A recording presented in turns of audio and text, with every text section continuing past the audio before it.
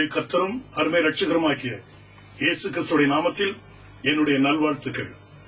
இப்பொழுதும் நாம் வேதத்திலிருந்து ஒரு சில காரியங்களை பார்ப்போம். வேதத்தில் நான் இப்பொழுது ஆதாரமாக எடுத்துக்கொள்கிற வசனம் உபாகமம் 6வது அதிகாரம் 4வது வசனம். இஸ்ரவேலே கேள், இஸ்ரவேலே கேள், நம்முடைய தேவனாகிய கர்த்தர் ஒருவரே கர்த்தர். Hear, O Israel, the Lord our God is one Lord. The Lord our God is one Lord. வேதம் ஒரே ஒரு தேவனை பற்றி போதிக்கிறது. நம்முடைய தேவனை நாம் எப்படி விசுவாசிக்கிறோம்? தேவன் கடந்த காலத்தையும் நிகழ்காலத்தையும் வருங்காலத்தையும் அறிந்தவர். இவர் நித்திய ஜீவனாக இருக்கிறார். அவருடைய வார்த்தைகள் கடந்த காலத்தில் மட்டுமல்ல, நிகழ்காலத்தில் மட்டுமல்ல, வருங்காலத்திலும் மாறாத வார்த்தைகள். நம்முடைய தேவன் மாறாதவர், அவருடைய வார்த்தைகளும் மாறுவதில்லை. எப்படிப்பட்ட தேவனை விசுவாசிக்கிறோம்? முதலாவது அதை நாம் புரிந்து கொள்ள வேண்டும். நம்முடைய தேவனுடைய வாயிலிருந்து ஒரு வார்த்தை புறப்பட்டால், இந்த வார்த்தை சத்தியம் என்று நாம் நம்பினால் அந்த வார்த்தைகளை முழுமையாக விசுவாசிக்க வேண்டும். இப்பொழுது தேவனால் சொல்லப்பட்ட இந்த வார்த்தையை இவர் எந்த ஒரு காலத்திலும் மாற்ற முடியாது. அவர் தேவன். நான் அவரை தேவனாகவே விசுவாசிக்கிறேன். பாருங்கள், நீங்களும் அப்படியே விசுவாசிங்கள். நம்முடைய தேவன் தன்னுடைய வார்த்தைகளை ஒருபோது மாற்றுகிறவர் அல்ல. வேதம் சொல்லுகிறது அவருடைய வார்த்தைகள் மாறாதவைகள். தேவனால் சொல்லப்பட்ட வார்த்தையிலே ஜீவன் உண்டு, ஆவி உண்டு. யோவான் 6:63 அப்படி சொல்லுகிறது. அவர் தன்னுடைய வார்த்தையை தீவிரமாக நிறைவேற்றுவார். எரேமியாவிலே வேதம் அப்படி சொல்லுகிறது. பாருங்கள், நம்முடைய விசுவாசம் மிகவும் முக்கியமானது. இங்கே நாம் வாசித்த அந்த வார்த்தையிலே இஸ்ரவேலே கேள், நம்முடைய தேவனாகிய கர்த்தர் ஒருவரே கர்த்தர். இந்த ஒருவரே கர்த்தர் என்று சொன்ன தேவன் எந்த ஒரு காலத்திலும் ஒன்றுக்கு மேற்பட்ட தேவர்களை பற்றி பிரசங்கிக்க முடியாது, சொல்ல முடியாது. இந்த வார்த்தைகள் நிச்சயமானவர்கள். ஏன் பழைய ஏற்பாட்டில் சொல்லப்படும் இந்த வார்த்தையை கர்த்தராகிய இயேசு கிறிஸ்துவிடத்திலிருந்து நாம் உறுதி பண்ணுவோம். மார்க்கு 12வது அதிகாரம் 29வது வசனத்தை கவனிங்கள். இயேசு அவனுக்கு பிரதியுத்தரமாக கற்பனைகளில் எல்லாம் பிரதான கற்பனை எது என்றால் இஸ்ரவேலே கேள், நம்முடைய தேவனாகிய கர்த்தர் ஒருவரே கர்த்தர். இதை இயேசு கிறிஸ்து உறுதிப்படுத்துவதை கவனிங்கள். இஸ்ரவேலே கேள், நம்முடைய தேவனாகிய கர்த்தர் ஒருவரே கர்த்தர். அது மட்டுமல்ல, 32வது வசனம் சொல்லுகிறது பாருங்கள். அதற்கு வேதபாரகன், சரிதான் போதகரே, நீர் சொன்னது சத்தியம். வேதம் அப்படி சொல்லுகிறது. ஒரே தேவன் உண்டு, அவரை தவிர வேறொரு தேவன் இல்லை. இந்த விசுவாசம் சரியான விசுவாசம். இது இயேசு கிறிஸ்துவிடத்தில் பேசப்பட்ட வார்த்தை. ஒருவேளை இந்த வார்த்தை தவறாக இருந்தால் ஆண்டவர் அந்த இடத்திலே உணர்த்தியிருப்பார். நீ சொல்லுவது தவறு, ஒரே தேவன் இல்லப்பா, கூடுதல் தேவர்கள் உண்டு. இன்னைக்கு ஜனங்கள் மத்தியில ஒரே தேவனை பற்றி பேச போனா இவங்கெல்லாம் ஒன்காடுக்காரங்க, இவங்கெல்லாம் இயேசு நாமத்துக்காரங்க, அந்தி கிறிஸ்து. இயேசு நாமம் அந்தி கிறிஸ்துவம்.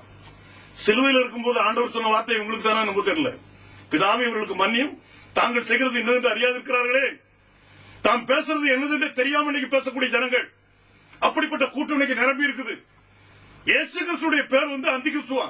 பாருங்க எப்படி அதை அறிஞ்சிருக்காங்க புரிஞ்சுடுங்க. ஒன்றார் என்று பிரசங்கம் பண்றது தப்பா? நீ 100 கடவுளை வச்சு கும்பிட்டு போ, எங்களுக்கு என்ன ஆகி போச்சு. ஆனா வேதம் சொல்றது சத்தியம். இங்க இந்த வேதபாரன் சொல்றத ஆண்டவர் கேட்டுக்கிட்டு இருக்கிறார். நீ சொன்னது சத்தியம். தேவன் ஒருவர் தான் உண்டு, அவரை தவிர வேறொரு தேவன் இல்ல அப்படிங்கறத யூதன் அங்க சொல்றத நீங்க பார்க்கலாம். பைபிள் பிரகாரம் யாக்கோபு சொல்றான், கற்பனையில ஒரு கற்பனையை நீ மீறினாலும் பாவம். 10 கற்பனைகள்ல பிரதான கற்பனை இதுதான்ப்பா. இஸ்ரவேலே கேள், நம்முடைய தேவனாகிய கர்த்தர் ஒருவரே கர்த்தர். நீ இந்த கற்பனை மீறினா நீ பாவி, நீ பாவம் செய்தாச்சுன்னு அர்த்தம். எப்படி நீ தப்புவா? தேவனுடைய வார்த்தையை அப்படியே விசுவாசிங்க. இந்த உலகத்துல யார் எப்படி பிரசங்கம் பண்ணாலும் அதை பற்றி நமக்கு கவலை கிடையாது. இந்த வேதம் ஆமான்னு சொல்லிச்சுன்னா மட்டும்தான் அதை ஏத்துக்கணும். இப்போ இவர் ஒரே தேவன் தானா? நிறைய வியாக்கியானங்கள் பைபிள் இருந்து கொடுக்கறாங்க. ஒரு முறை ஒரு சகோதரி பேசிட்டு இருக்கும்போது, இந்த டேனியல் ஒரே கடவுள் பிரசங்கம் பண்றாயா? நான் பரலோகத்துல 3 பேரை பார்த்தேன். 3 சேர் போட்டு அங்க 3 பேர் உட்கார்ந்து இருந்தாங்களா. இந்த அம்மா பார்த்தாங்களா? மற்ற எல்லாம் நல்லா பிரசங்கம் பண்றான், ஆனா பாருங்க இந்த ஒரு தப்பு தான் அவன் பண்றான் அப்படின்னு சொல்லி. அதுக்கு ஆதாரமா எந்த வசனமா? 1 யோவான் 5வது அதிகாரம் 7வது வசனத்தை காட்டியிருக்கிறாங்க. பரலோகத்திலே சாட்சியிடுகிறவர்கள், பரலோகத்தில் சாட்சியிடுகிறவர்கள் மூவர் பிதா வார்த்தை பரிசுத்த ஆவி என்பவர்களே. இம்மூவரும் ஒன்றாயிருக்கிறார்கள். கேட்கறது நல்லதா இருக்குது. வேதத்திலிருந்து ஒரே ஒரு இடத்துல, இந்த ஒரு இடத்துலதான் இந்த மூவருங்கிற ஆதாரத்தை கொண்டு வர முடியும். ஆனா ஒரு பெரிய பியூட்டி தெரியுமில்ல, இந்த வசனம் இந்த இங்கிலீஷ்லயும் தமிழ்லயும் தவிர வேற ஒரு பைபிளும் கிடையாது.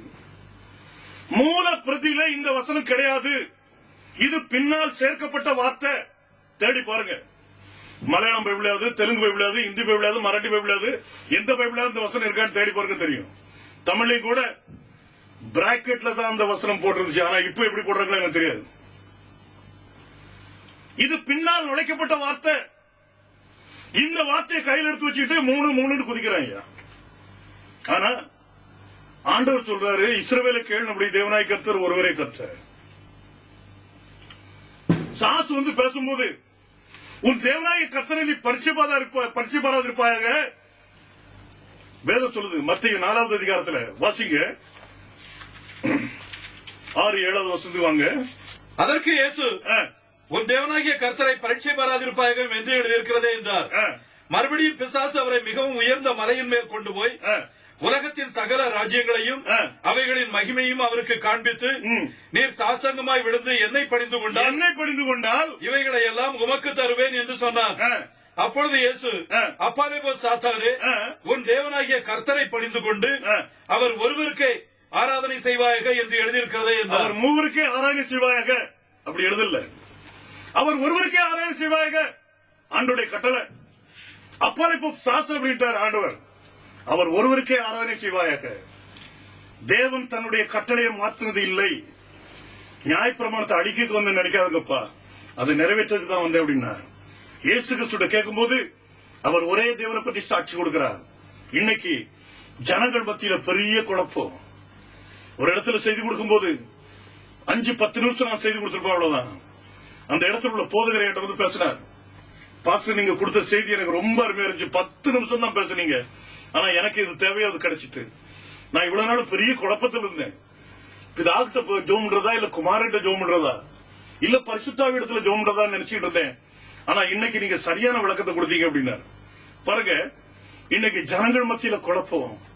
எப்பாவும் கடவுள் யார் அப்படின்னு கேட்டா இவனால சொல்ல முடியல. இயேசு கிறிஸ்துவ சொன்னா, குமாரனை சொன்னா பிதா எங்க போனார், பிதாவை சொன்னா இவரு எங்க போனார். இப்படிப்பட்ட சூழ்நிலையில கிறிஸ்தவன் சிக்கி தவிக்கிறான். அவனுக்கு சரியான ஒரு வெளிப்பாடு இல்லாதனால யாருகிட்ட பேசணுங்கிறதே தெரியாத முறைக்கு இருக்கிறான். பாருங்க, நிலைமை எவ்வளவு பரிதாபமா போயிட்டு இருக்குது. இங்க வேதம் சொல்லுது, இஸ்ரவேலை கேள், நம்முடைய தேவனாகிய கர்த்தர் ஒருவரே கர்த்தர்.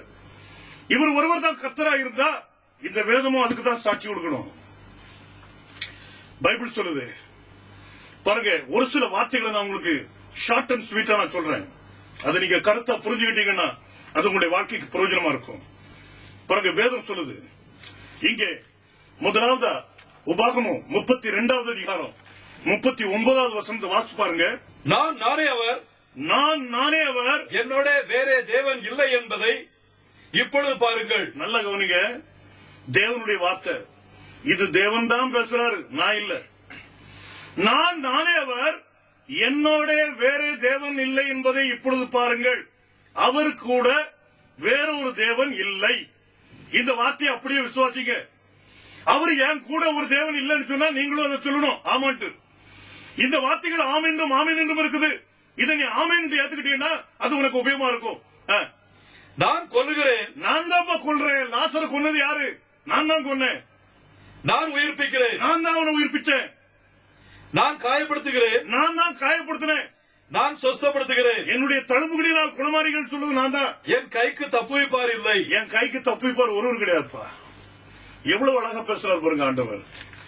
என்னோட வேறே தேவன் இல்லை என்பதை இப்பொழுது பாருங்கள். நம்முடைய தேவன் கூட இன்னொரு தேவன் இல்லை. நீ முக்கோண படத்தெல்லாம் போட முடியாது. இது ஒரே ஒரு கோணத்தை தான் காட்டுது. பாருங்க, பைபிள் அப்படி சொல்லுது.